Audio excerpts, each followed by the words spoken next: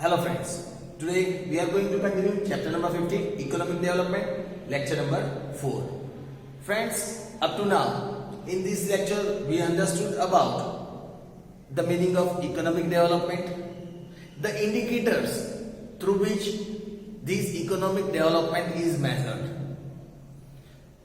When we understood economic development, friends, we discussed that this economic development is not limited up to the development in economic field only, but the overall development is measured in a country. If there is any change in the society, if there is any development in the society, we can consider it as a social development. Each and every criteria is measured to look and understand about the economic development. We understood there are three major indicators through which this economic development can be measured. That is, we can say national income of the country. Friends, we also understood what is this national income. The total income of the country is considered as the national income. After that, friends, we understood about the second indicator, that is per capita income. Per capita income, again, it is measured by the total income of the country divided by the total population of the country. Friends, we also understood about the third indicator, that is the living standard of people. Friends, these are the three indicators through which the economic development can be measured. We understood the difference between economic growth and economic development. What is economic growth? Economic progress, we can say, or economic development. Friends, we understood that for a layman this thing is the same, but there is difference between both of them. There are three major differences that we look between this economic growth and economic development. We understood the very first difference, that is on the basis of development, that is on the type of development, in which we understood about the development process, in which we understood that among the three criteria, the first two indicators, that is the national income and the per capita income, can be measured, that at which amount the national income is increased or per capita income increased, and that is why it is considered as a quantitative aspect, which is considered as the economic growth of the country. When the national income or per capita income is increased, it is considered as the economic growth. But when the living standard of the person is increased, on the other hand, the third indicator, living standard, is quite difficult to measure the living standard of people. It is considered as a qualitative aspect, which is considered as economic development. When the standard of living becomes high in any country, then it can be considered as economic development. Friends, we discussed that it was these on the other major difference that we understood, that is that according to the changes in the economy. We understood that when the production is increased due to the researches in any field and the production is increased, it is considered as economic development. We also understood with the example of agriculture that if in any agriculture field the farmer is using hybrid seeds, fertilizers and technology, and if due to such kind of researches if he is increasing the production in his farm, then that is called economic development. But if the same type of production is increased by on more agricultural land, then it is called economic growth. Friends, the third type that we understood was the third major difference that we understood was on the basis of developed and developing countries. We understood when the national income of the developed countries is increased, it is considered as economic growth because they have already developed and still their national income is increasing. So that is why it is considered as economic growth. But when the national income of any developing country is increasing, it is considered as economic development because here the development is seen in that developing country. And that is why it is considered as economic development. So these are the major differences, friend. These major differences of difference between economic growth and economic development can be asked in your board exam in 2 or 3 marks questions, friends. So again, a very important question. After making the quick revision of this previous part, now moving towards our previous lecture that we discussed was about the features of Indian economy, of the developing economy.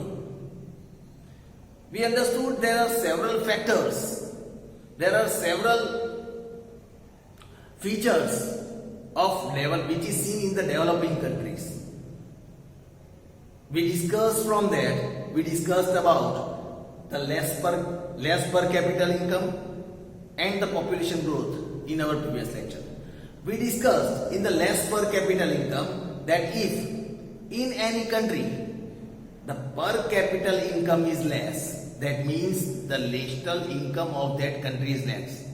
When the national income is less and the population growth is high, at that time obviously the per capita income will also remain low, and this is always affecting the economy of the country. And that is why it is said in the developing economy, in developing countries, we can see the per capita income to be low. The another feature that we understood was the population growth. Population growth plays a very major role in any developing countries. It is said that in the developing countries, the population growth is 2% or more. Where the population growth is 2% or more, then it is considered that if the population growth is so much high, and obviously it will affect the national income and per capita income. When the population growth is increasing and the national income is not increasing, it will affect the developing economy of any country. So friends, in the previous lecture, we discussed about these two factors. Today, we will discuss about another features of developing economy, that is features of developing economy. We will continue about understanding the features of developing economy. Friends, as you all understood that the features of developing economy is very important for any country. Now, the first feature today we are going to continue from the third feature, that is dependence on agriculture.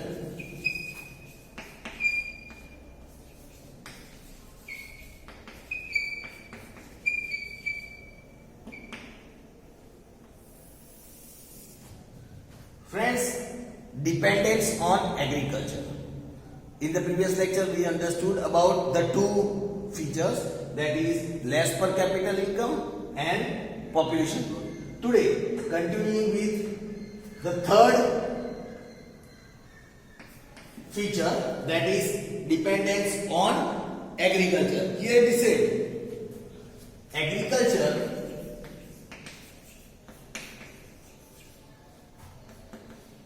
is the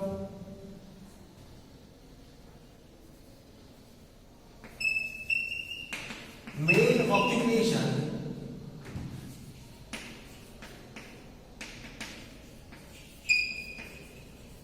of the people people of developing countries. Friends, as we all know that agriculture is one of the primary occupation in the developing countries. Here, when we are talking about dependence on agriculture, that means that how many people are dependent on agriculture in the developing countries. When in any country, maximum people are dependent on agriculture, we can consider the national income to be low. And due to that reason, here we say, especially agriculture is the main occupation of the people of developing country. If we look majority of the developing countries, the main occupation of that country would be agriculture. Means agriculture here plays a very important role in the developing country. Here we say that more than 60% of the population of country, more than 60% of the population of the country is dependent on agriculture. Friends, here we say that mostly when we are talking about this thing, here it is said in any developing country, more than 60% of the population of the country is dependent on agriculture. That means you can see more than half of the population of the country is dependent on the occupation of agriculture. That means the major economy of the country comes from agriculture. And when the majority of people are involved in the activity of agriculture, this shows the importance of agriculture in any developing countries. That means here it is the main important point, more than 60% of the population of the country is dependent on agriculture. Here it is said, whereas the contribution of agriculture, whereas the contribution of agriculture in national income, when we talk about the contribution of agriculture in national income is only about 26%. Friends, here it is said that when we talk about the contribution of agriculture, here it is said that though 60% of the people of the country, they are involved in the agriculture. And when these people are involved in agriculture, 60% of the people, more than half of the population is involved in the agriculture occupation. But still, when they contribute in the national income, the contribution of these people involved in the occupation of agriculture, their contribution in national income is only 26%. Means you can consider as the 1/4 part of our national income. That means more than half of the population, 60% people are earning their living through agriculture, but still the money that we get, the economy that is increased by the occupation of agriculture, that is about 26% only. So friends, here you can see that totally they are dependent on agriculture. Most of 60% of the people of the developing countries, they are dependent on agriculture. And when we talk about the contribution in national income is 26%, this shows that the farmers who are involved in the occupation of agriculture, their income is less or their earning is very low, due to which their living standard also remains very low. So friends, this was one of the important factor again that is seen in the developing countries, due to which the living standard of the people remains low, and the earning and the economy of the people involved in the field of agriculture is also very low. Friends, you might have understood about the dependence on agriculture. Now friends, let us study about the fourth feature of, let us understand the fourth feature of developing economy, that is unequal distribution of income. Unequal distribution of income. Let us understand this point. The income and the factors of production in the income and the factors of production, in developing countries are not divided equally. Friends, here it is said that the income and the factors of producing in developing countries are not divided equally among the population. Divided equally among the population, we can say among the population. Friends, here it is said the income and the factor of production. The income and the factor of production in developing countries are not divided equally among the people. That means whatever the income, the national income is there of the country, and the factors of production achieved by the country in any developing country are not divided equally among the population. They are not divided equal among the population. Here it is said, when we are talking about this inequality, here it is said, this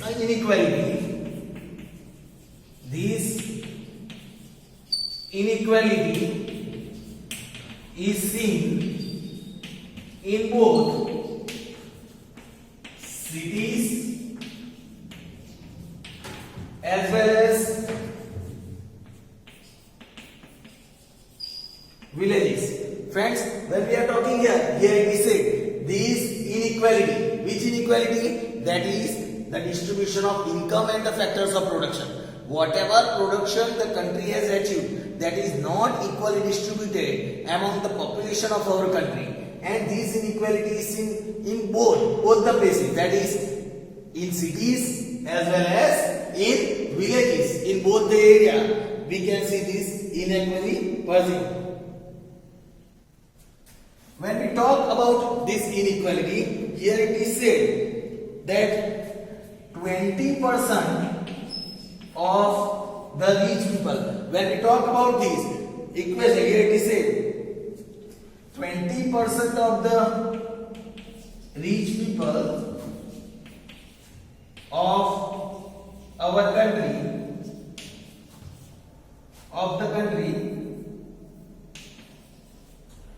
shares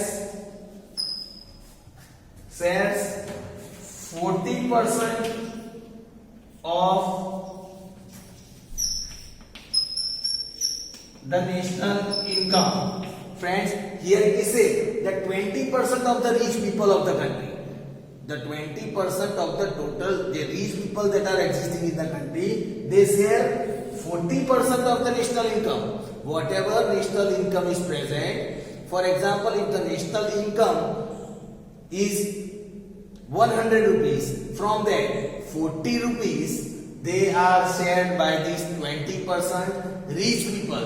So friends, here you can see that these rich people are getting the major part of the national income of our country. Though they are rich, but still they are sharing 40% of the national income.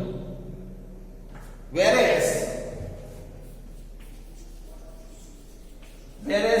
if we talk, whereas on the other side,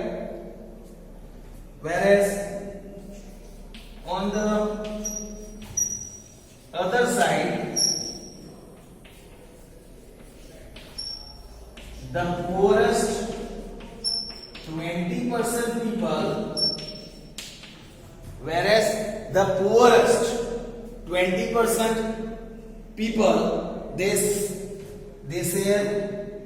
share only these poorest people, 20% poorest people of our country, they share only 10% of our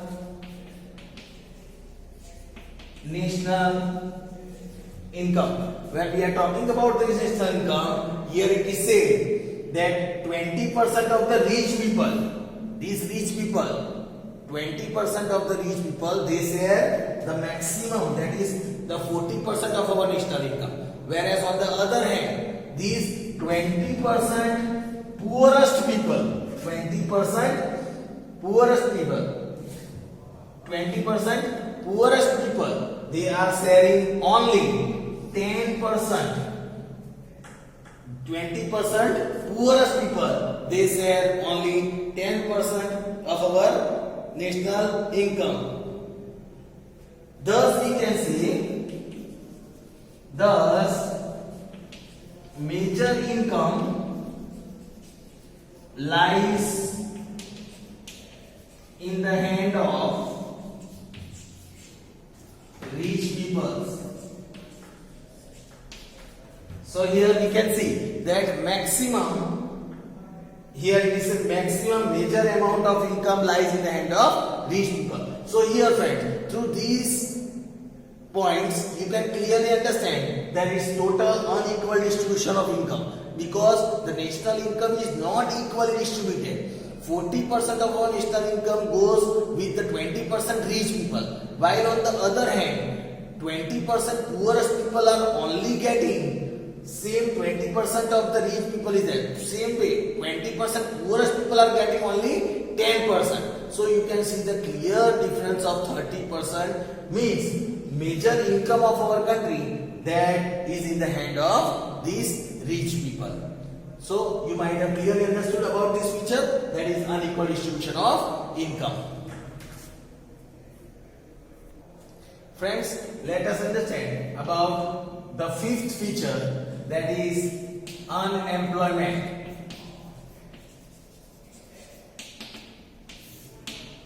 Friends, let us understand about the another feature of unemployment.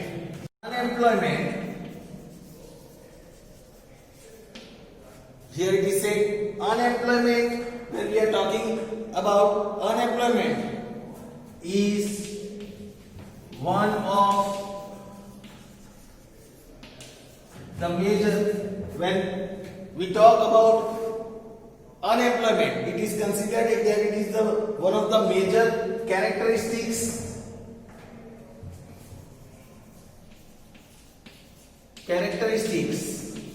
of developing countries. Friends, unemployment जिसे हम बेरोजगार बोलते हैं, right? Friends, you might be aware what is unemployment. Unemployment, that means the person who is willing to do work, who is capable to do work, and still if that person is not getting any kind of work, is considered as unemployed, right? Friends, here when the unemployment is considered as the major characteristics in the developing countries, the ratio of this unemployment is higher in the developing countries, we can say. The ratio of unemployment in the developing countries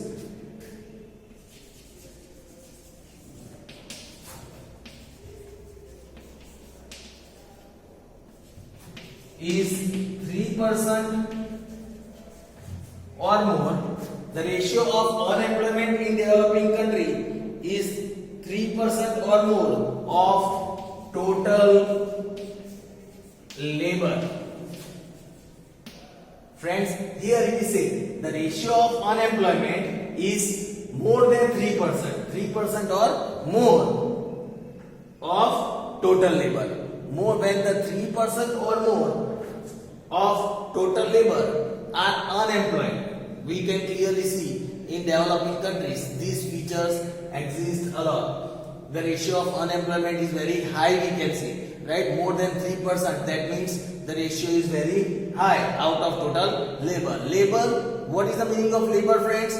Any person doing any kind of physical or mental work is considered as labor, right? So out of the total labor of our country, that means out of the total people who is doing any kind of physical or mental work, from that, if more than 3% population is unemployed, this is the important feature of unemployment, we can say.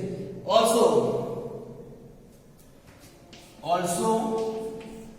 these countries experiences variety of unemployment. Variety of unemployment. Friends, here it is said also this country experiences variety of unemployment such as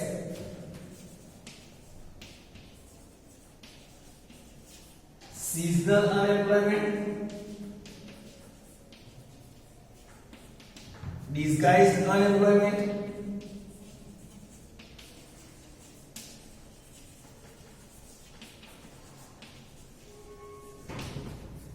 seasonal unemployment, disguised unemployment, another industrial unemployment, we can say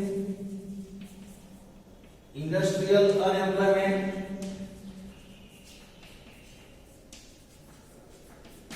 etc. This type of variety of unemployment is seen, and that too for a very long period. That too for a very long period. Friends, here it is said when we talk about these experiences, here it is said also these countries experiences varieties of unemployment. Obviously the ratio of unemployment is high, that is more than 3%. Along with it, variety of unemployment is seen, like the seasonal unemployment, disguised unemployment, industrial unemployment, lots of such kind of unemployment. You will learn the types of unemployment in our previous chapters. But friend, right now we can understand that in these developing countries we can see all these varieties of unemployment, and that also exists for a very long period. So friends, today we understood in this lecture about the three important features, that is the dependence on agriculture. Then we also, after understanding about dependence on agriculture, we understood about the unequal distribution of income, and the third was the unemployment. Friends, we learn about the further features in our next lecture. Thank you.